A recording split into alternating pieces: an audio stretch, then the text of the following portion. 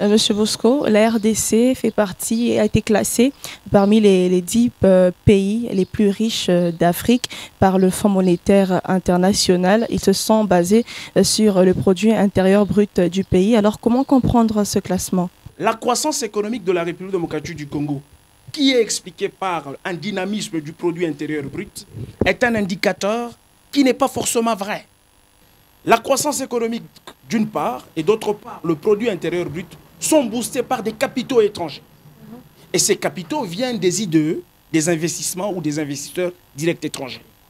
Lorsque vous avez des Chinois, vous avez des Australiens, vous avez des Indiens, vous avez des Hollandais, vous avez des Français, des Belges, qui viennent avec leurs capitaux pour transformer la matière première de la République démocratique du Congo en produit fini, on va dire sur le plan économique que la production s'est réalisée en République démocratique du Congo, n'est-ce pas? La croissance économique s'est réalisée en République démocratique du Congo et ça s'indique sur le tableau macroéconomique de la RDC. Mais forcément, les revenus issus de cette production, de cette croissance économique, n'appartiennent pas à la République démocratique du Congo. Ça, il faut dire ça à la population, il faut dire à l'opinion. Et donc, le PIB est un PIB indicatif. Il n'est pas réel.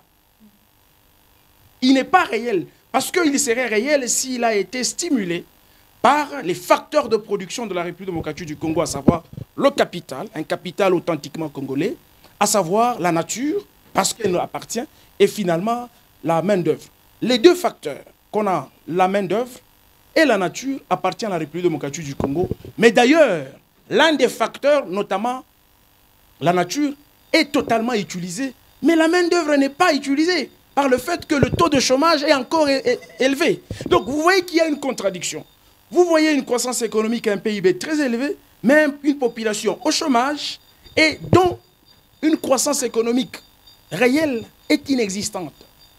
Donc il faut signifier tout simplement qu'il faut se méfier avec ces genres de publications, tout simplement par le fait que, certes, ce sont des publications indicatives, mais qui ne sont pas réelles.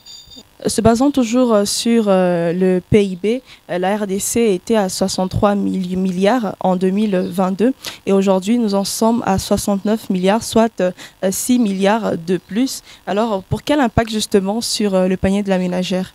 Oui, mais cet impact n'a pas de pesanteur sur l'économie de la République démocratique du Congo. Cet impact n'a pas d'effet d'entraînement, ne pourrait même pas provoquer des effets d'entraînement sur l'économie de la République démocratique du Congo, tout simplement par le fait que le capital dont fait objet de cet investissement est un capital étranger. Et donc, c'est une croissance économique, c'est un PIB étranger qui n'appartient pas à la République démocratique du Congo. Je vous ai dit que c'est un investissement capital qui n'arrive pas à absorber le chômage en République démocratique du Congo et donc à donner de l'emploi aux citoyens congolais ou à la population congolaise. Et ça, c'est vrai pour vous dire que l'impact, la courbe de l'impact ou d'effet d'entraînement va demeurer faible.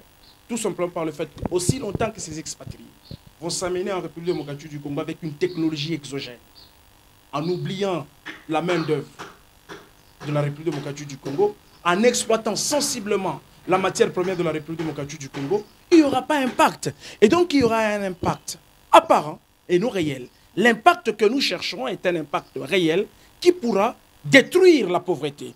Et la destruction de la pauvreté s'illustre par l'unique canal qu'on appelle les investissements qui vont arriver à absorber le chômage. Donc, lorsqu'on engage Madame Amanda, on engage M. Jean Bosco dans une entreprise, les deux vont faire de telle sorte qu'ils seront en mesure de pouvoir amener leurs enfants à l'école, de pouvoir aller faire soigner leurs enfants à l'hôpital, de pouvoir transformer leur niveau de vie, de pouvoir réunir le deux bouts du mois. Et ça, c'est le vrai impact que nous cherchons. Mais aussi longtemps que la main-d'œuvre n'est pas absorbée afin de réduire le chômage, nous ne pouvons pas nous attendre à n'importe quel impact. Et donc, cet impact demeure négatif. Cet impact n'a aucun effet d'entraînement sur le panier de la ménagère. Merci, M. Jean Bosco, d'avoir répondu à nos questions. Merci beaucoup à vous, madame.